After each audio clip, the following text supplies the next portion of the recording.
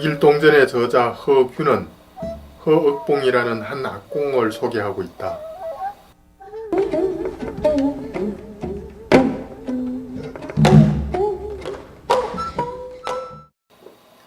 허균의 스승인 손곡 이달은 악사 허억봉에게 칠언절구의 시를 지어주었다.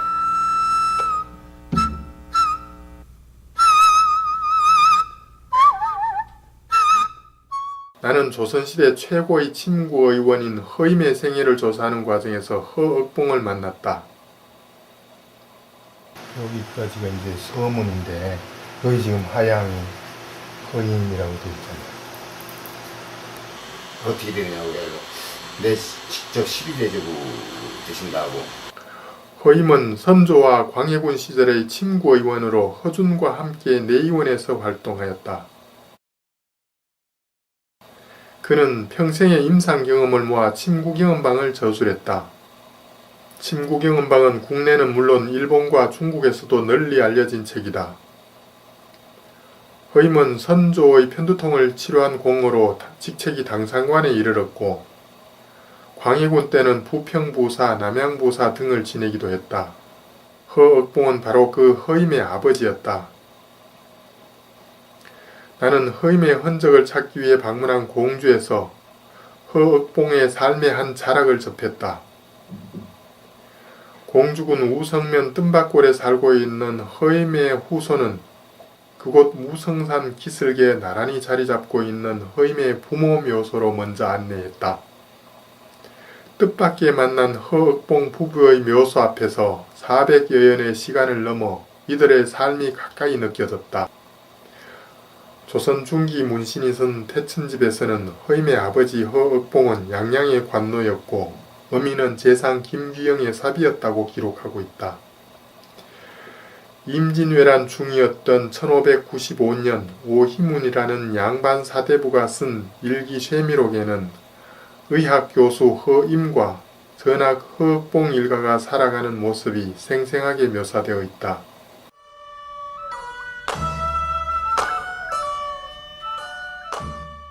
허억봉은 양반 사대부가에 불려가서 대금을 연주하기도 하고 기녀들과 악공들을 잔치에 인솔해 가서 너울너울 학춤 공연도 펼쳤다는 것이다.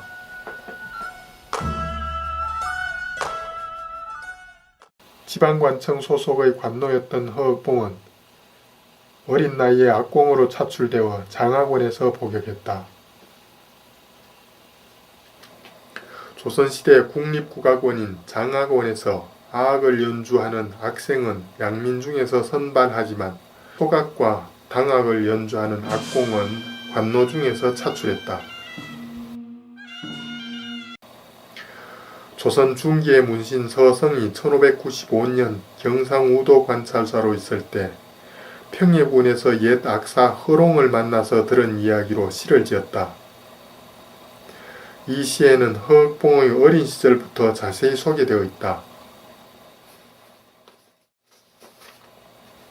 허억봉은 악공이 되어 장학원에서 나오는 약간의 금료와 연주를 하고 받은 사례로 어려운 생활을 꾸려나갔다.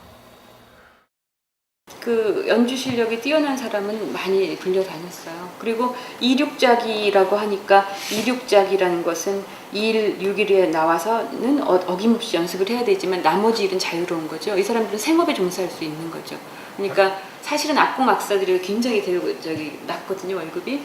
그래서 좀 심할 때는 뭐 배 한 필 정도 되는 그런 월급 갖고 악공을 해야 되니까 결국은 그것만 해서는 이제 생활이 안 되니까 요즘식으로 말하면 이제 바깥에서 아르바이트를 하는 거죠. 아르바이트를 할 때 어느 집 회갑잔치에 가서 연주해주고 뭐 보리 서말 받는다든가 뭐 그런 식으로 해서 생활에 보탬이 되게 했던 거죠.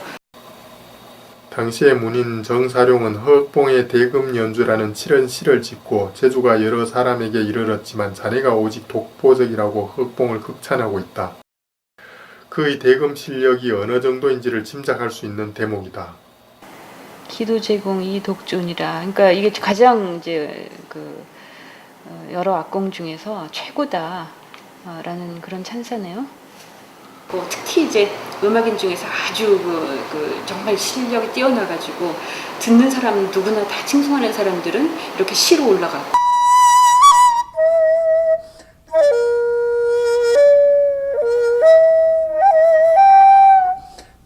이제 공정악사이기 때문에 그 가락이 민속악처럼 이렇게 뭐 재주를 피우고 이런 음악보다는 상당히 그 정제되고 정리되고 이런 가락도 인간의 심성 이런 모든 거를 다 망라해서 볼 때 그런 성품도 뛰어났으리라 보고 그 대금도 그 인품과 같이 아주 그냥 훌륭한 연주가가 아니었나 이렇게 생각됩니다. 우리에게는 오랜 나라 음악의 전통이 있다. 조선조 세종 때 음악을 집대성한 악학괴범이 간행되었다. 그리고 80년 뒤 검은고 악보 금합자보가 간행되었다. 금합자보의 대금악보인 적보 부분은 허흑봉이 맡았다. 금합자보의 서문에 악공 허흑봉은 대금으로 세상에 이름이 났다는 기록이 뚜렷하다. 금합자보는 우리나라 음악이 중국적인 요소에서 벗어나 토속적인 풍으로 자리매김했음을 보여준다. 이제 그 악기 연주법의 변화를 설명할 때 이제 금합자보가 나온 그 시점을 기점으로 해서 설명을 하는데, 검은고 연주가 여간법하고 경안법이라는 연주법이 있어요. 경안법이라는 것은 그냥 귀에다가 손을 이렇게 그냥 얹어놓기만 하고 이제 하는 거고, 여간법이라는 것은 그걸 밀어 올려가지고 소리를 내는 거예요. 그러니까 밀어 올려 소리 내면 훨씬 표현력이 강해지죠. 그러니까 그 여간법이 개발된 이후의 음악이 여간법이 나오지 않은 시대의 음악보다 훨씬 표현력 있는 그런 음악이 나왔을 거다라고 선생님 설명하시는 거고, 실제 그러면 검은고가 여간법으로 갔다면 다른 악기들도 표현이 맞춰줬을 거다. 그러면 그게 대금이든 뭐 다른 악기든 가야금이든 그렇게 되면 이제 음악사에서 그 기점으로 해서 표현력이 훨씬 더 다양해지는 시점이다라는 그런 말씀이실 거예요. 허흑봉이 박을 잡았다는 기록이 있다. 조선시대 의례에서 수백 명 혹은 많을 땐 1000명이 넘는 인원을 총지휘하는 박달나무로 만든 박. 준비하고 이렇게 음악을 시작을 하고 그 다음에 이제 다 끝났다 그러면 가만히 있다가 음악 끝나는 곳을 미리 알아서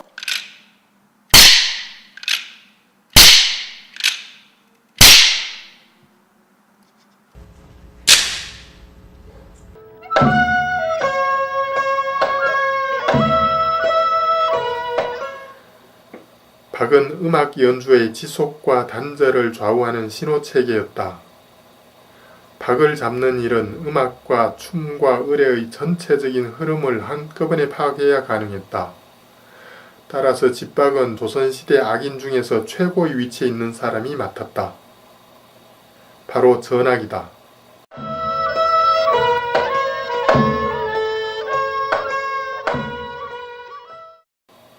조선시대 장악원의 품계와 인원을 보면 전악이 되기까지는 오랜 기간 여러 단계를 거쳐야 했다. 전악에 이르는 시험에는 악학괴범이 필수 과목이었다. 악학괴범에는 음악 이론, 의식 절차, 악기, 노래, 춤, 복색, 의례, 물품 등이 집대성되어 있다. 장학원의 스토리를 잘 아는 장학제도가 있는가 하면 그렇지 않은 장학제도도 있었죠. 그런데 전학 같은 경우는 이 사람은 기본적으로 음악을 아주 잘 아는 사람이 전학에 임명된다고 보셔야 되는 거죠. 그래서 왜 그러냐면 장학제도는 관리하는 입장이잖아요. 그 시스템을 관리하는 입장이고, 전학은 실제 음악을 전체적으로 이끌어줘야 되는 거죠. 그래서 예를 들면 그 회갑잔치가 뭐 60년 그런 잔치가 있다. 그래서 장학원의 악사들이 가야 된다. 그랬을 때 그 행사 처음부터 끝까지 음악이 어떤 부분에서 어떻게 들어가면서 얼마만큼의 어떤 곡을 어떻게 연습할 건지, 처음에 어디서 끊어주고 어디서 이어주고 음악 끊고 이런 것들을 다 책임을 져야 되는 거죠.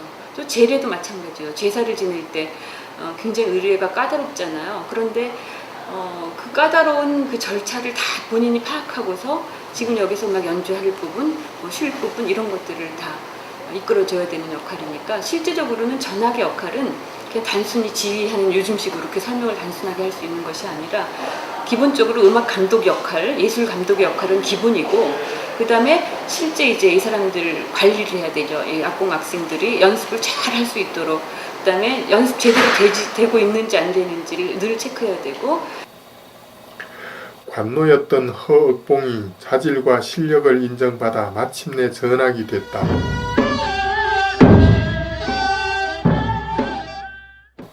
허억봉은 10년 동안 전학으로 여러 기공들을 지휘하며 당대의 음악과 춤을 이끌었다.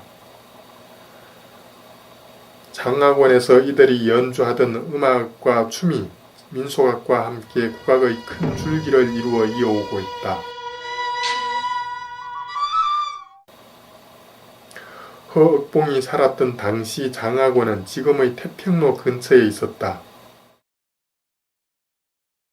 넓은 뜰에 문무백관들이 음악에 맞춰 나라의 의례를 연습했다.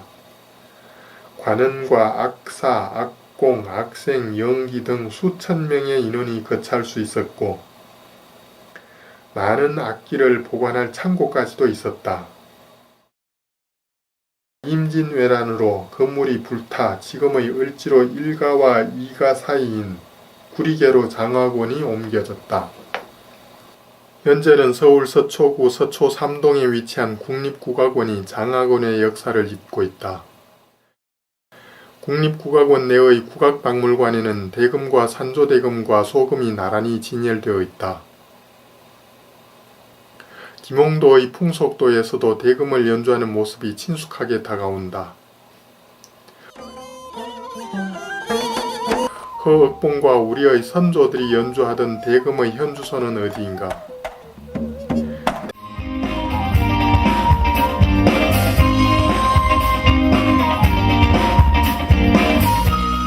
대중음악 한가운데서 서양악기와 어울려 대금을 연주하는 민소윤 씨를 만났다.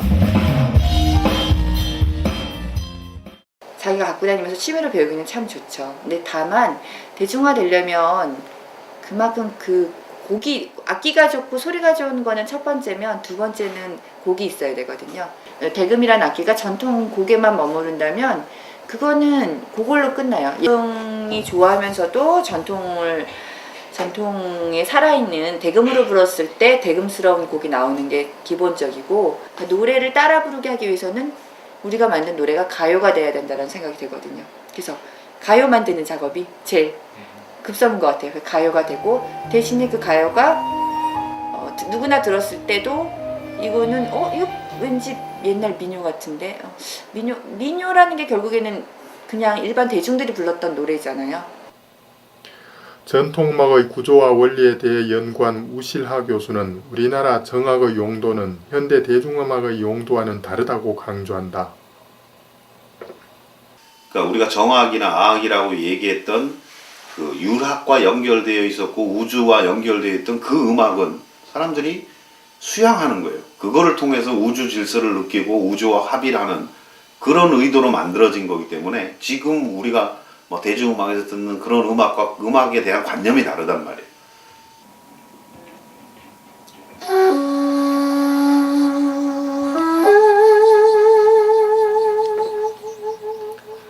국립국악원 입구 국악 관련 물품을 판매하는 가게에서 대금을 4년 전부터 배워서 불고 있다는 한살림 이상국 대표를 만났다. 우리 전통 국악, 그리고 대금은 자기 내면의 세계를 다스리는 자기 수양의 어떤 도구로서의 그런 성격이 되어 하기 때문에 그런 취지에서 배우게 됐습니다. 그러니까 우리 요새 무슨 명상하고 이런 걸 많이 하잖아요. 그러니까 그 명상 음악의 형태로 소리선으로 얼마든지 재개발할 수 있는 거예요. 그거를 지금의 무슨 대중 포크 뮤직이나 재즈랑 경쟁하는 그런 것이 아니라 다른 용도를 갖는 거죠. 처음에 만들어질 때부터 그런 음악들은. 그러니까 그 용도에 맞게 재탄생시키는 거예요. 원래 그런 음악이었고.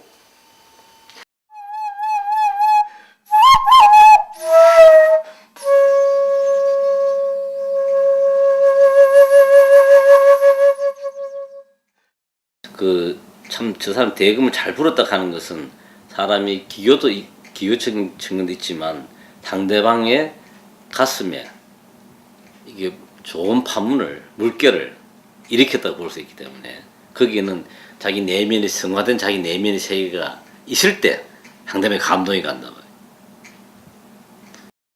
장학원 전학이 체득하여 활용한 악학괴범에는 동양의 철학을 바탕으로 한 5음 12율 60조의 음악 이론이 상세히 기록되어 있다. 동양음악에서는 5행에 배속된 5음이 인체의 5장에 바로 대응이 된다. 그 궁상각주를 만들 때는 그게 바로 5행에 배당이 돼요. 5행에 배당이 되는 순간, 그래서 그걸 5음이라고 그러잖아요. 5행과 5음이 배당이 되는 순간 바로 장기와 연결이 돼요. 그 소리, 궁상각주의 소리를 발성하는 방법이 있어요. 근데 궁을 사람이 발음을 하면 어떻게 해야 되니까 궁 이렇게 할 수는 없잖아요.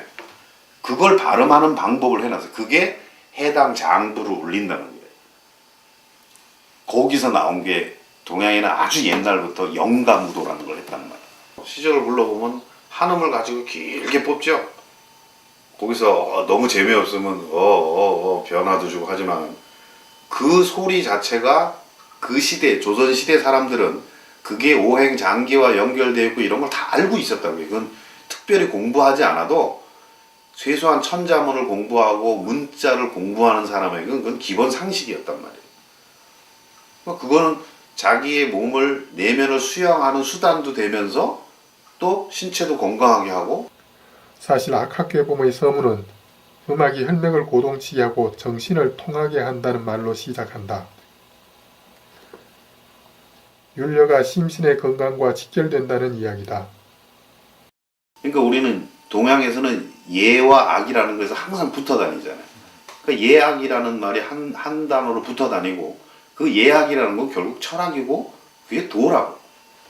그걸 우주적인 생명의 원리를 율려라고 불렀고 그걸 음의 질서로 표현했을 때도 그걸 율려라고 부른 것뿐이에요.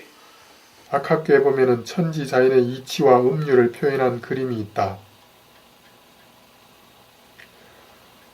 국악의 음계는 12율려로 되어 있다.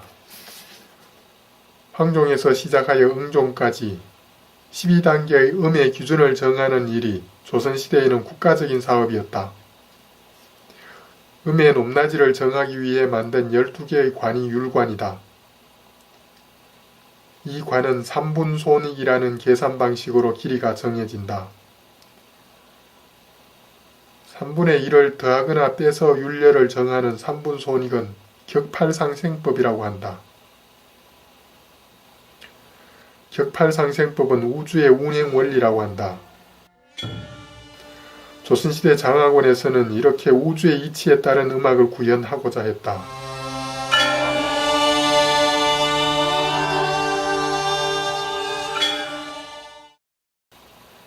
그렇다면 인체를 소우주로 보는 우리의 전통의학과 율려가 어떤 관계가 있는 것은 아닐까?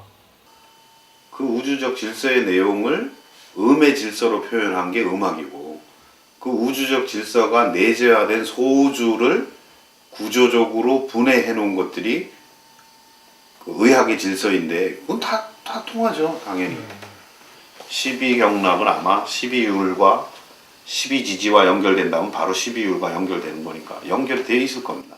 우리의 전통 음악 이론에는 양에 해당하는 6율과 음에 해당하는 6열을 합한 12율려를 12지지와 1년 12달에 배당한다. 당연히 인체의 기혈이 운행하는 통로인 12경락도 12율려에 배당될 수가 있다. 12경락은 침뜸의학의 핵심 개념이다. 5음이 5장에 영향을 미친다고 보았듯이 12율려가 12경락에 반응하여 혈맥을 고동치게 하고 정신을 유통시킨다고 생각할 수 있는 것이다. 평생 동안 허흑봉이 체득하고 있던 우주의 이치에 따른 이런 음악에 대한 이해가 그의 아들 허임이 침뜸의학에 눈을 뜨는 데 중요한 기반이 됐을 것이다. 관노였던 아버지 허흑봉은 음악계의 대부로 성장했다. 장학원 음악에 젖어서 자란 그의 아들 허임은 침과 뜸으로 수많은 환자들을 치료하여 조선 침구술의 으뜸으로 꼽혔다. 16세기와 17세기를 걸쳐 이들 부자는 양반 사대부가에서 잡직이라고 천시하던 두 분야에서 일가를 이루었다. 잊혀져 가던 우리의 침고의술에 대한 관심이 높아지면서 허임은 조금씩 알려지기 시작했다. 그리고 허임기념 사업도 시작되고 있다. 공주군 우성면에는 뜸밭골이 있다. 금강에서 건너다 보면 마치 물 위에 밭이 떠 있는 것 같다고 해서 붙여진 이름이다. 이곳이 허억봉 일가의 삶의 흔적이 남아있는 곳이다. 허억봉의 아들 허임이 노년에 침구경 음방을 집필한 곳이기도 하다. 뜸밭골에는 400여 연 내려온 동계가 있다. 동계 좌목에는 허임에게 직접 침을 배웠다는 침구의원 최우량의 이름도 보이고 허억봉의 증손자를 비롯한 후손들의 이름도 나타난다. 침구경 음방 집필지인 공주에서 허임과 공주문화에 대한 세미나를 열었다. 뜸밭골에서는 작은아마 잔치가 있었다.